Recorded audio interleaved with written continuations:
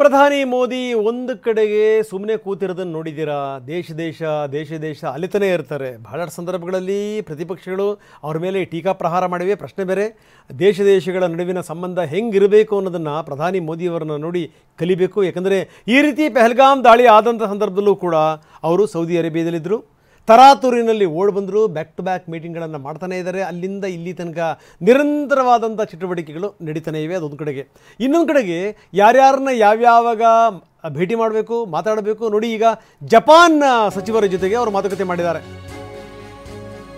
Japan ಸಚಿವರ ಜೊತೆಗೆ, Japan ರಕ್ಷಣಾ ಸಚಿವರ ಜೊತೆಗೆ ರಾಜನಾಥ್ ಸಿಂಗ್ ಭೇಟಿ ಮಾಡಿ ಮಾತುಕತೆ ಮಾಡಿದ್ದಾರೆ. ನಿಮಗೆ ಗೊತ್ತಿದೆ ಜಪಾನ್ ಎಂಥ ಆಯಕಟ್ಟಿನ ಜಾಗದಲ್ಲಿದೆ. ಜಪಾನ್, ಭಾರತ ಮತ್ತು ಅಮೆರಿಕ ಸೇರ್ಕೊಂಡು ಎಷ್ಟು ಸಂದರ್ಭಗಳಲ್ಲಿ ಯುದ್ಧಾಭ್ಯಾಸ. ನನ್ನ ಬಿಸ್ನೆಸ್ಗೆ GST ನೋಟಿಸ್ ಬಂದಿದೆ, ಏನ್ ಮಾಡ್ಬೇಕು ಅಂತ ಗೊತ್ತಾಗ್ತಿಲ್ಲ. ಇಮಿಡಿಯೇಟ್ಲಿ ಒಬ್ಬ GST ಎಕ್ಸ್ಪರ್ಟ್ ಹತ್ರ ಮಾತಾಡು. ಎಲ್ಲಿ ಹುಡುಕೋದು? ಬಾಸ್ ವಾಲಾ ಬಿ ದ ಬಾಸ್ ಕೆಲಸವನ್ನು ಮಾಡಿವೆ. ಈ ಮುಖಾಂತರ ಚೈನಾಕ್ಕೆ ಯಾವ ರೀತಿಯ ಸಂದೇಶವನ್ನು ರವಾನಿಸಿವೆ ಇದೆಲ್ಲದೂ ಕೂಡ ಗೊತ್ತಿರುವಂಥ ಸಂಗತಿ. ರಾಜನಾಥ್ ಸಿಂಗ್ ಜಪಾನಿನ ರಕ್ಷಣಾ ಸಚಿವರ ಜೊತೆಗೆ ಮಾತುಕತೆ ಮಾಡಿದ್ದಾರೆ. It's very important meeting. ಯಾಕಂದರೆ ಒಂದು ಕಡೆಗೆ ಯುದ್ಧದ ಕಾರ್ಮೋಡುಗಳು ಕವಿದಿವೆ. ಯಾವ ಸಂದರ್ಭದಲ್ಲಿ ಬೇಕಾದರೂ ಯುದ್ಧ ಆಗ್ಬೋದು ಅಂತ. ಅಂಥದ್ರಲ್ಲಿ ರಾಜನಾಥ್ ಸಿಂಗ್ ಅವರ ಅವರು ಭೇಟಿ ಮಾಡ್ತಾರೆ. ಭೇಟಿ ಮಾಡಿ ಮಾತುಕತೆಯನ್ನು ಮಾಡ್ತಾರೆ ಜಪಾನ್ ರಕ್ಷಣಾ ಸಚಿವರ ಜೊತೆಗೆ. ಜನರಲ್ ನಕತಾನಿ ಮತ್ತು ದೇಶದ ರಕ್ಷಣಾ ಸಚಿವ ರಾಜನಾಥ್ ಸಿಂಗ್.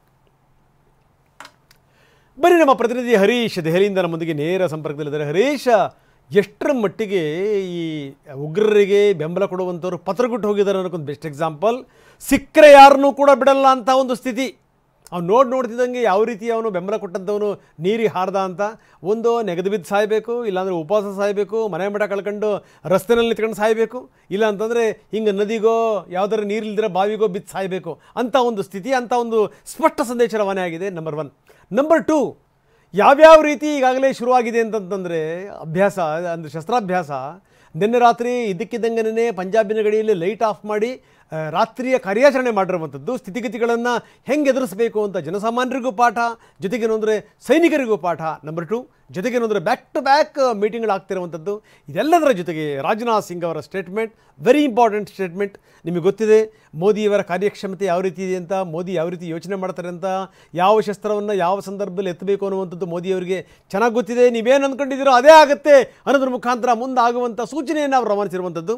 ಇದೆಲ್ಲದರ ಜೊತೆಗೆ ಜಪಾನಿನ ರಕ್ಷಣಾ ಸಚಿವರ ಜೊತೆಗೂ ಕೂಡ ದೇಶದ ರಕ್ಷಣಾ ಸಚಿವರು ಮಾತುಕತೆ ಮಾಡಿರುವಂಥದ್ದು. ಏನೇನಿದೆ ಡೆವಲಪ್ಮೆಂಟ್ಸ್? ಹೌದು ರಂಗನಾಥ್, ಭಾರತ ಹಾಗೂ ಪಾಕಿಸ್ತಾನದ ನಡುವೆ ಉದ್ವಿಗ್ನತೆ ಹೆಚ್ಚಾಗ್ತಾ ಇದೆ.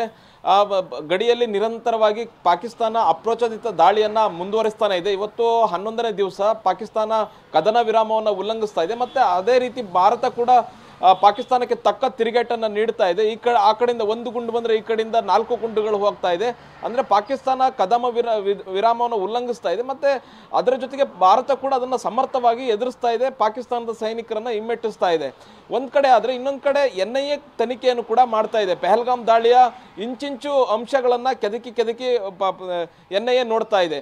ಮುಖ್ಯವಾಗಿ ಈ ದಾಳಿಗೆ ಕಾರಣಕರ್ತರಾದಂತಹ ಪಾಕಿಸ್ತಾನದ ISI ಅಥವಾ ಪಾಕಿಸ್ತಾನದ ಉಗ್ರ ಸಂಘಟನೆಗಳು ಹೇಗೆ ಲಿಂಕ್ ಆಗ್ತವೆ ಅನ್ನುವಂಥದ್ದನ್ನ ಸಾಕ್ಷಿ ಪುರಾವೆಗಳನ್ನು ಅಂತಾರಾಷ್ಟ್ರೀಯ ಮಟ್ಟದಲ್ಲಿ ಇಡುವಂಥ ಪ್ರಯತ್ನವನ್ನು ಭಾರತ ಒಂದು ಕಡೆ ಮಾಡ್ತಾ ಇದೆ. ಒಂದು ಕಡೆ ಪಾಕಿಸ್ತಾನಕ್ಕೆ ರಾಜತಾಂತ್ರಿಕ ತಿರುಗೇಟನ್ನು ಕೊಡ್ತಾ ಇರ್ತಕ್ಕಂತಹ ಭಾರತ ಪಾಕಿಸ್ತಾನ ಪದರಗುಟ್ಟು ಹೋಗ್ಬಿಟ್ಟಿದೆ. ಈಗ ವಿಶ್ವಸಂಸ್ಥೆಯ ಮೊರೆ ಹೋಗಿದೆ. ವಿಶ್ವಸಂಸ್ಥೆಯ ಭದ್ರತಾ ಮಂಡಳಿ ಸಭೆಯನ್ನು ಕರಿಬೇಕು, ನಮಗೆ ಆಗ್ತಾ ಇಲ್ಲ. ಭಾರತ ನಮಗೆ ಸಿಕ್ಕಾಪಟ್ಟೆ ಕಾಟ ಕೊಡ್ತಿದೆ. ಎಲ್ಲ ಕಡೆ ಬಂದ್ ಮಾಡಾಕ್ಬಿಟ್ಟಿದೆ.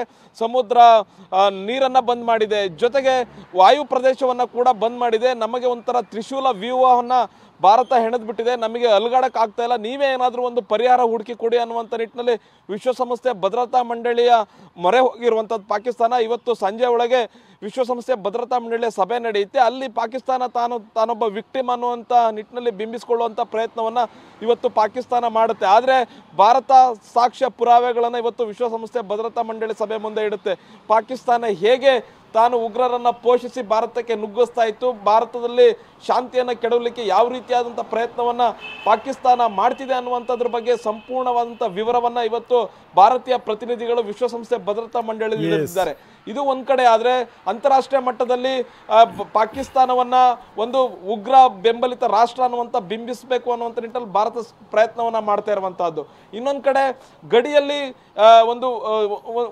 ಒಂದು ರೀತಿಯಾದಂಥ ಬಿಗಿ ಭದ್ರತೆಯನ್ನ ಮಾಡಿಕೊಂಡು ಪಾಕಿಸ್ತಾನಕ್ಕೆ ಹರೀಶ್, ನೀವು ಹಾಗೆ ನೀವು ಸಂಪರ್ಕದಲ್ಲಿ ಇನ್ನಷ್ಟು ನಾನು